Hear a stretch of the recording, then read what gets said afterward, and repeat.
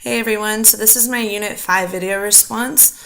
So the scenario is, as a principal of a new racially and ethnically mixed high school, you want to use the varsity sports program as a site for highlighting positive intergroup relations in your school. So the first question is, what challenges will you face as you try to do this?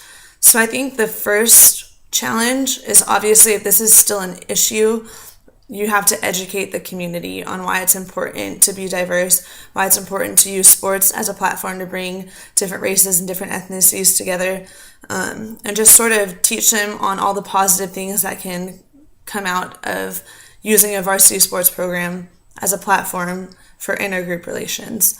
And then in the text, Coakley states 3 other major challenges. So the first one is trying to eliminate the racial and ethnic exclusion in sport participation.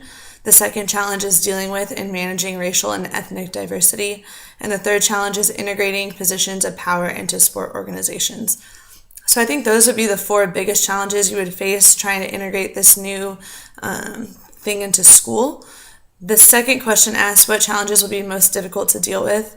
And I personally think just eliminating the racial barrier would be the most difficult challenge to deal with within the community, especially. As a principal, you're going to have to find ways to prove to the school, to the athletes, to the community, to the parents that skin color, ethnicity, language barriers, none of that should influence the way you feel about a person. If anything, we should embrace the diversity and learn from that. And so I think just trying to teach ways to have people, to get people to accept it. I mean, obviously it would still be an issue if it's a challenge. So I think that would be the biggest thing. And then also just helping coaches and athletes understand that they must be able to communicate effectively with one another and learn to live and grow together as one on the same platform.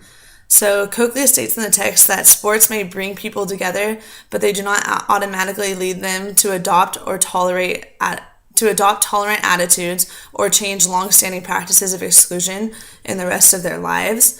And we see this a lot in the movie 42 with Jackie Robinson. So Robinson was technically allowed to participate in the professional sports industry, but he was most definitely not accepted whatsoever.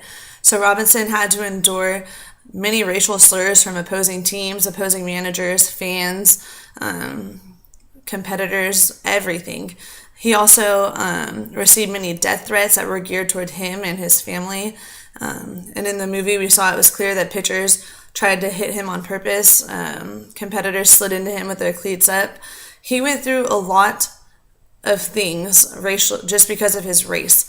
And just because Robinson was allowed to play in the professional league, he had to endure a lot of things in order to do so. It was not an easy transition for him whatsoever. But obviously we're happy that he did that because that was a huge milestone in baseball. And I think this movie is eye-opening for us as a younger generation because we haven't really seen that much, especially in baseball. Ever since I've grown up, there hasn't been a clear racial divide. And so this movie is definitely eye-opening to that. And I think a lot of this could have been handled differently if there was more of an effort to reduce the racial barrier prior to his admission into the professional world. But again, at that time, it wasn't just baseball that had this issue, it was the entire country. And so he was definitely a hero in what he did and what he went through just to make that statement. And then so the last question is, what strategies will you implement to make this a success? And so, as Coakley states, it's really important to create an inclusive culture with teams, within organizations, and within the community. So doing team building activities, exercises, educational exercises, just things that allow athletes to better understand one another so they can see past the skin color and into who the person is as an individual and as a human.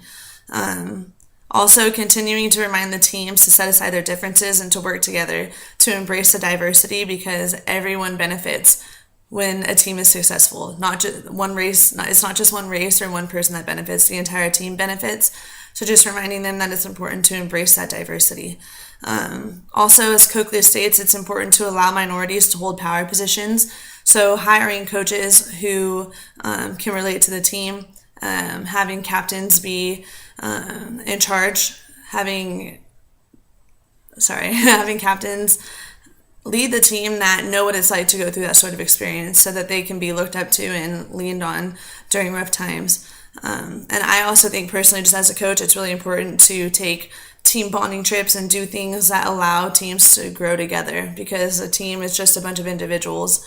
It's not a team until there's that camaraderie and that cohesiveness. So just trying to build that regardless of race, regardless of gender, ethnicity, any of those things. It's important to learn who your teammates are as people.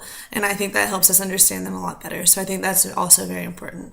So those are the strategies that I would implement to make it a success. And again, it's a touchy subject, but I hope at this stage and where we're at as a culture that this isn't going to be a topic of conversation for much longer, because it really shouldn't be. It really shouldn't matter. I hope that we continue to grow and move past these sort of things so that we can be better just in general as humans, as God's children. So thank you.